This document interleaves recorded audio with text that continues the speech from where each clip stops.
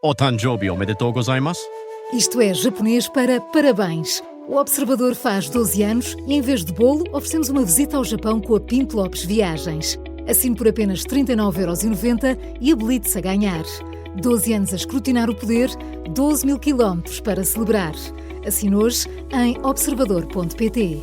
Arigatou.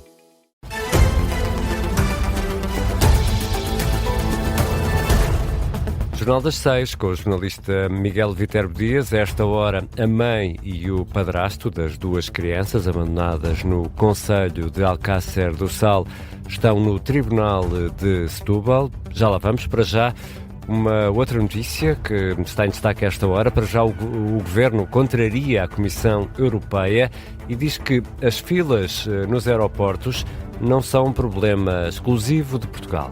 Bruxelas disse ontem que na maioria dos Estados-membros o processamento dos registros demora em média pouco mais de 1 minuto e por isso negou que as filas no aeroporto de Lisboa se devam ao novo sistema de entrada de fronteiras da União Europeia. Ora, o secretário de Estado das Infraestruturas, Hugo Espírito Santo, rebate estas culpas. Não é o que está a falhar em Portugal, deixe-me começar por aí. Eu acho que esse é o principal argumento, é o que está a falhar na Europa. Nós temos relatos de problemas em Amsterdão, em Milão, em Munique, nos aeroportos de Tenerife. E, portanto, eu acho que não vale a pena. Eu entendo, a Comissão Europeia tem, de facto, um orgulho grande e uma necessidade grande, e eu entendo a necessidade deste novo sistema. É um sistema que nos serve para proteger mais as nossas fronteiras e é um imperativo não só nacional, mas europeu. Agora, vamos reconhecer, isto não é um problema português, é um problema europeu neste momento. A mesma opinião tem o diretor executivo da ANA Aeroportos, Thierry Ligonier, diz que o controle de fronteiras não é um problema específico do aeroporto de Lisboa. O que nós temos vindo a fazer é trabalhar de forma colaborativa com o Governo, que está muito empenhado em resolver a questão do problema do controle de fronteiras, mas não é um problema específico a Lisboa. Nós temos o conhecimento que é um problema a nível europeu. O CEO da ANA Aeroportos, a concessionária dos aeroportos em Portugal, e também o Estado de Estado das Infraestruturas a contrariarem a posição da Comissão Europeia. A Assembleia da República aprovou hoje a proposta de reorganização do Tribunal de Contas. O PS optou pela abstenção, mas houve um deputado socialista a votar contra. Quem foi, Miguel? Pedro Vaz, ouvimos na última hora aqui na Rádio Observador. O deputado do PS acredita que os socialistas cometeram um erro de análise e entende que pode estar em causa uma alteração profunda das competências deste tribunal. O PS elabora num erro. E elabora no erro de que acha que pode melhorar aquilo que é a proposta de lei do Governo. A proposta de lei do Governo é, de certa forma, uma alteração profunda no nosso modelo constitucional de controle jurisdicional no que diz respeito aos dinheiros públicos. Aquilo que eu faço da leitura da proposta de lei do Governo é uma adoção de uma tese ou de uma parte da doutrina do direito que acha que esta função do Tribunal de Contas é uma função mais administrativa do que jurisdicional. A justificação do deputado socialista Pedro Vaz, que votou contra a reorganização do Tribunal de Contas. O PS absteve-se. Ainda assim, o Partido Socialista quer debater a reestruturação deste tribunal na especialidade e levanta dúvidas, por exemplo, sobre o aumento do limite para o visto prévio passar de 750 mil euros para 10 milhões de euros. E arranca hoje o Congresso da Juventude Social Democrata, a JSD, que vai ter 2 candidatos à liderança, o que acontece pela primeira vez em 6 anos. João Pedro Luís e Clara Sousa Alves são os candidatos à liderança da JSD, a juventude próxima do PSD. A reunião magna arranca hoje em Viseu, com a presença do secretário-geral do partido, Hugo Soares, na sessão de abertura, marcada para as 9 da noite. Recebemos neste jornal um dos candidatos à liderança, João Pedro Luís. Boa tarde, obrigado desde já pela disponibilidade. João Pedro, a sua opositora diz que não conhece uma ideia sua e critica ter faltado aos debates. Os debates não foram uma prioridade para si? Boa tarde. Em primeiro lugar, muito obrigado pelo convite e pela oportunidade de estar aqui a poder falar sobre esta candidatura e sobre o futuro da JSD. Eu não poderia considerar quer uma das críticas, quer outra, mais injustas, por uma razão muito simples. Em relação ao tema dos debates, efetivamente, em momento próprio, a candidatura que eu lidero disponibilizou cerca de 10 datas para debater em que tínhamos disponibilidade. Desde aí, efetivamente, uma grande oscilação entre muita vontade de debater e nenhum interesse em debater por parte da outra candidatura. Ora, como se compreenderá, com uma volta nacional a passar por todos os distritos do país e pelas 2 regiões autónomas, nós fomos construindo uma agenda sem possibilidade de deixar dias livres para debater. Nesta reta final, naturalmente, o que sucedeu é conhecido. Eu tive de regressar à região autónoma da Madeira em virtude de não ter conseguido aterrar na primeira data e, portanto, numa volta nacional construída com uma grande preocupação de estar junto dos militantes da JSD, efetivamente não houve na reta final hipótese de acomodar isso, sendo que a nossa disponibilidade para debater... E existiu numa fase inicial. Deixa-me perguntar-lhe, porque faz atualmente parte da estrutura, é visto um bocadinho como o candidato da continuidade, como é que pode garantir uma JSD mais interventiva, em especial porque o partido é governo e há sempre também uma tendência para as estruturas se diluírem um bocadinho? Num contexto em que o partido onde a JSD está integrada lidera o governo, a responsabilidade da JSD é ainda maior. E, portanto, é ainda maior porque nós temos de construir uma agenda própria, mobilizadora das novas gerações, assente em eixos fundamentais e em propostas muito concretas. E eu não tive a oportunidade de responder à primeira questão sobre isso, mas não posso deixar de o fazer. Porque, efetivamente, desde a primeira hora, que esta candidatura tem propostas muito concretas em várias áreas. Na natalidade, com o alargamento do programa Creche Feliz até aos 5 anos.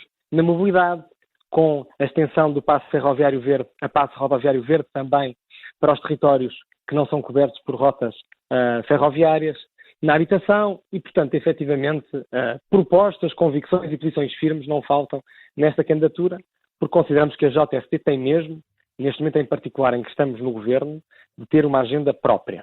Uma agenda própria com a qual tem de conseguir influenciar positivamente as políticas públicas do governo pelo nosso partido liderado. E sobre essa influência, a reforma laboral tem marcado os últimos meses de discussão política.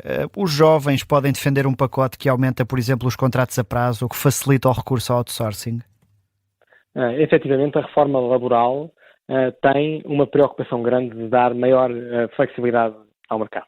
E, efetivamente, isso, creio eu e queremos nós nesta candidatura, que é de aplaudir, porque, efetivamente, nós não podemos confundir flexibilidade com precariedade, como muitas vezes a esquerda tem procurado apresentar a questão. Porque aquilo que nós vimos num tempo de maior rigidez com a agenda do trabalho digno do Partido Socialista, quando liderava os destinos da governação, foi que essa maior rigidez não fez com que os salários em cadeia, particularmente o salário médio, conseguissem aumentar aquilo que é desejável. Nós temos tido um salário mínimo a aumentar naturalmente por decreto, mas os salários não estão a conseguir subir todos em cadeia na medida daquilo que seria desejável, e uma economia mais pujante para gerar mais salários, para procurar que nós não tenhamos uma sociedade nivelada por baixo, precisa sim, no mercado laboral, de maior flexibilidade, e esta reforma, nesse aspecto, procura dar resposta a este tema. João Pedro Luís, muito obrigado pela disponibilidade para se juntar a nós. É um dos candidatos à liderança da JSD neste congresso que arranca hoje à noite com a presença de Hugo Soares. O Ministro da Presidência rejeita as acusações de desorganização da Agência para as Migrações. Em resposta ao Presidente do Supremo Tribunal Administrativo, que acusou a AIMA de desorganização e falta de meios, o Ministro António Leitão Amaro recusa que os funcionários estejam em pânico com o número de processos pendentes. E a AIMA já tem, daqueles quase 1 milhão de casos que teve de tratar, já um número mesmo muito pequenino, na ordem de poucas dezenas de milhares. Alguns deles porque as pessoas não entregam os documentos que precisam. Há muitos que foram, pelo contrário, muitos mais, quase todos. No caso das manifestações de interesse, estamos a falar já de 90% e quase 9% dos casos resolvidos. E, portanto, trabalhadores da AIMA não estão em pânico. Eu acho que devem ter um grande sentimento de dever cumprido, porque fizeram, de facto, nestes últimos 2 anos, um trabalho espetacular. António Leitão Amaro, no final da reunião do Conselho Nacional para as Migrações e Asilo. Nesse encontro foi também abordado o Plano Nacional de Integração, com o Ministro a assegurar que algumas medidas desse plano já estão a ter resultados, como, por exemplo, a integração de jovens migrantes nas comunidades escolares. A Polícia Judiciária abriu uma investigação ao acesso indevido a registros de doentes do Serviço Nacional de Saúde. O bastonário da Ordem dos Médicos, Carlos Cortes, denunciou a situação que ocorreu na Unidade Local de Saúde do Alto Minho. A administração explica que os acessos terão resultado da utilização de credenciais de um médico por terceiros. Afasta a hipótese dos acessos terem sido feitos pelo próprio profissional. A Polícia Judiciária está a investigar o caso. À Rádio Observador, o especialista em cibersegurança, Rodrigo Adão da Fonseca, diz que todos os sistemas têm erros. Ainda assim, admite que este tipo de falhas é inaceitável. O que me parece é que falhar pelas razões que parece que falharam é que parece muito pouco interessante em 2026. É amador. Eu não sei se é amador, porque a palavra talvez não seja essa a palavra certa, mas é particularmente grave do ponto de vista da due diligence, da responsabilidade, que este tipo de situações ocorram neste tipo de unidades, não é? Quer dizer, eu não vejo como é que é possível que credenciais com 8 anos permaneçam não só por cancelar pelos próprios, como permaneçam adormecidas sem essa limpeza. declarações de Rodrigo Adrão da Fonseca no programa Explicador da Rádio Observador, que alertou que esta é uma situação muito mais recorrente do que a maioria imagina. E há outras notícias a marcar a tarde desta sexta-feira, 22 de maio. A esta hora, a mãe e o padrasto das duas crianças abandonadas em Alcácer do Sal continuam a ser ouvidas pelo tribunal. Os dois devem conhecer hoje as primeiras medidas de coação. A mãe e o padrasto das crianças chegaram ao tribunal quando eram 4 da tarde. Entraram de forma exaltada, com gritos, depois de terem provocado também incidentes no posto da GNR de Palmela, onde passaram a manhã. Os irmãos estão temporariamente com uma família de acolhimento, enquanto a mãe e o padrasto estão sob custódia das autoridades. A Flixbus acusa a Rede Expressos de má fé e de continuar a impedir o acesso ao terminal de Sete Rios.